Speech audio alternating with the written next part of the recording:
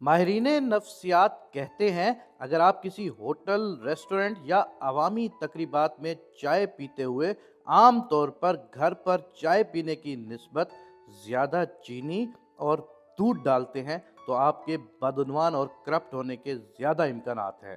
اگر آپ public wash room میں گھر کی نسبت زیادہ ٹیشو پیپر استعمال کرتے ہیں تو آپ کے اندر ایک چور چھپا بیٹھا ہے کہ اگر آپ کو کوئی موقع مل گیا تو آپ ضرور چوری کریں گے۔ اگر آپ انہی جگہوں اور تقریبات میں اپنی پلیٹ میں بھوک اور ضرورت سے زیادہ مخصوص کھانا اس لیے ڈالتے ہیں کہ اس کا بل کسی اور جیب سے جا رہا ہے تو آپ فطرتاً لالچی ہیں۔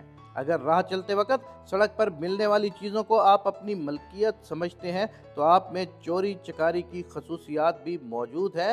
اگر عام طور پر آپ قطار کو توڑ کر آگے جانے کی کوشش کرتے ہیں تو اگر آپ کو کوئی طاقتور عہدہ دیا جائے تو اس بات کا پورا امکان ہے کہ آپ اپنی حیثیت کا ناجائز فائدہ ضرور اٹھائیں گے۔ اگر عام طور پر ٹریفک جیم میں آپ قطار توڑ کر دوسری گاڑیوں کے اندر گھسنے کی کوشش کرتے ہیں تو جب آپ کو کسی سرکاری پیسے کا رکھوالا بنایا جائے تو اس بات کا پورا امکان ہے کہ آپ اس میں غبن کے مرتکب ہوں گے، کیونکہ آپ کو قوانین و ضوابط پر عمل سے نفرت ہے۔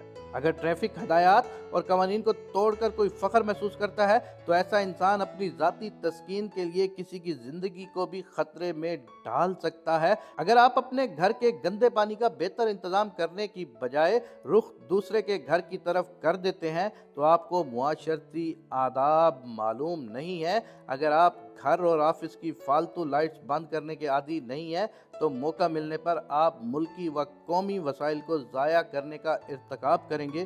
اگر آپ طالب علم ہیں اور امتحان کی تیاری صرف امتحان سر پر آنے پر کرتے ہیں تو آپ کاہل اور کام چور ہیں اور آپ اپنے ساتھ ساتھ اپنے والدین، معاشرے اور قوم کے بھی دشمن ہیں۔ اگر آپ کا زیادہ وقت کہانیاں پڑھنے، فلمیں اور ڈرامے دیکھنے میں گزرتا ہے تو آپ خیالوں اور خوابوں کی دنیا میں رہنے والے بے عمل انسان ہیں جو اپنے علاوہ لوائقین اور سب دوست احباب کا مستقبل بھی برباد کر رہے ہیں۔